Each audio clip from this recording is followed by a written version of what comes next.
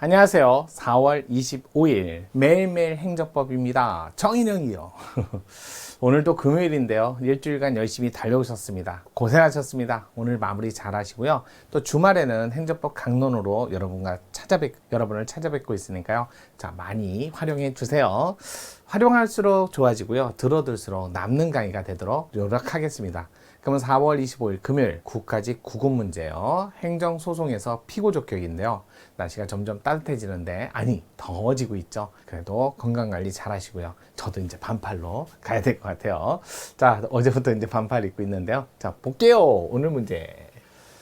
항고소송의 피고적격, 요게 조심해야 될 게 행정소송의 피고적격에는 국가나 지방자치단체도 들어갑니다. 행정소송에는 당사자 소송도 있기 때문에 그래요. 단순히 행정청만 되는 것도 아니에요. 또 항고소송의 피고적격은 행정청, 요게 하지만 원고는 반드시 국민일 필요는 없어요.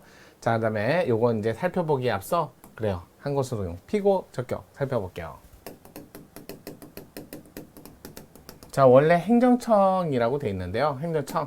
처분을 한 처분청 이렇게도 얘기하죠. 처분청이라고 얘기합니다. 처분을 한 청. 자, 그런데 이 처분청이 스스로 의사를 결정하고 외부에 표시하는데 독립청도 있고요. 그 다음에 합의제 행정청도 있어요. 독립행정청, 합의제 행정청. 근데 독립된 행정청이야 뭐 장관, 국토부 장관. 근데 합의제 행정청은요, 위원회, 대표적으로 행정심판위원회 같은 게 합의제 행정심판. 자, 합의제 행정청의 행정심판위원회. 재결에 대해서는 재결을 소송의 대상으로 삼았을 때는 행정심판위원회가 청입니다. 자, 그래서 요거는 나오는 게 요거 하나 정도만. 대통령. 하나가 아니라 요건 독임제 행정청이죠. 대통령, 국무총리, 국회의장, 국무총리가 아니라 국회의장, 대법원장, 헌재소장. 자, 이분들은 독립기관의 한마디로 수장이잖아요. 근데 바쁘시잖아요. 그래서 대통령이 만약에 청이 됐을 때는 해당 사무의 주무부 장관이 나오셔야지. 또 항상 법무부 장관이다 그러지 마시고요. 검사는 법무부 장관 맞아요. 경찰은 행안부 장관 이런 식으로요. 그래서 해당 사무에 해당되는 주무부 장관이 행정청을 대신합니다. 대신. 대통령이 해야 되는데 바쁘시니까요. 국회의장은 국회 사무총장이 있어요. 사무총장이. 법원행정처장. 이분도 대법관이긴 해도 대법원장을 대행합니다. 헌법재판소 사무처장.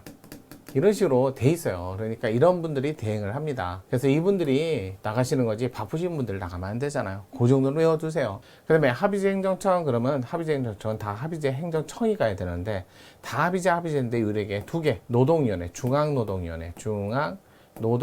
자, 그 다음에 요거 지방공무원 7급 인사위원회. 여기는 합의제 행정청이 위원회가 아니라요. 여기의 경우는 노동위원회 위원장이 청, 인사위원회 위원장이 청, 위원장. 이분들이 청이에요. 이분들이 청이에요. 그래서 노동위원회가 나오면 안 되고요. 위원장, 인사위원회가 나오면 안 되고 위원장 이렇게 나오셔야 돼요. 요거는 따로 암기하시는 게 좋아요.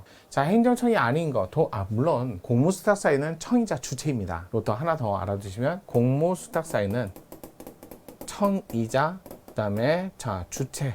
그래서 당사자 소송, 상대방이자 행정청이 될 수도 청도 두 가지 기능을 다 갖고 있어요. 다만 공무수탁사위는 국가배상법에서는 공무원으로 취급할 뿐입니다. 이 정도는 암기하셔야죠. 국가배상법상 공무수탁사위는 공무원입니다. 해당하고요. 하지만 항고소송에는 청이고요. 당사자 소송에는 공무수탁사인이 주체가 됩니다. 이거는 좀 특이하니까 알아두시고요. 자, 원래 청이 아닌데요. 지방의회는 청이 아닙니다. 원칙 아니에요. 근데 예외적으로 되는 경우가 판례가 있어요. 3개. 자, 의원에 대한 징계로서 제명사건, 또 의장에 대한 선임, 불신임 사건. 이럴 때는 지방의회가 청입니다.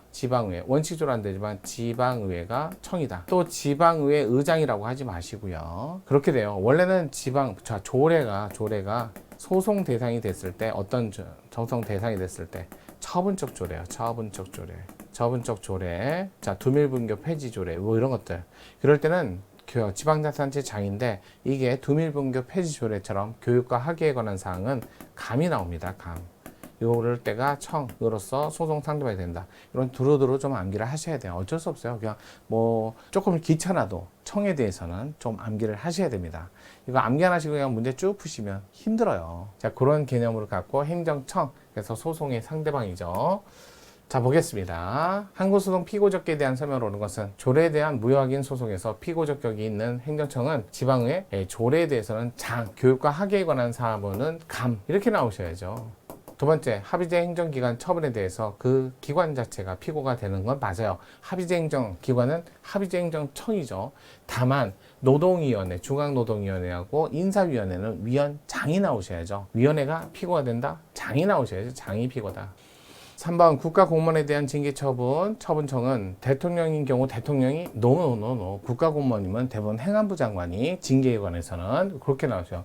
해당 사무 주무장관, 담당 장관, 이 청입니다. 4번 대리기관, 대리관계, 이게 삼면대리요. 대리인이 누구를 대신해서 대리인을 대신해서 누구랑 상대방과 거래를 합니다. 법률관계를 이렇게 해요. 그러면 상대방과 대리인이 직접 만나서 하더라도 이 사람은 누구누구 대리인이라고 피대리인을 명시합니다. 명시하기 때문에 상대방은 이 사람과 거래하고 있는 걸로 정확히 알고 있어요. 그런데 이걸 명시하지 않아도 표현대리라고 해서 상대방이 이 사람이 누가 시켰는지, 누가 시켜서 왔는지 알았거나 알 수 있을 때는 이 사람하고 거래가 되는 걸로 돼요. 그럴 때 소송 상대방은 일단은 피대리인하고 직접 소송하셔야지 이 사람은 그냥 심부름만 하는 거라고 생각하시면 돼요. 따라서 대리기관 대리관계를 표시 명시하고 피대리 행정청 대리에서 행정처벌을 할 때는 피대리 행정청이 피고 여기가 청이에요. 여기가 청. 예, 맞습니다. 4번이 옳은 지문이네요.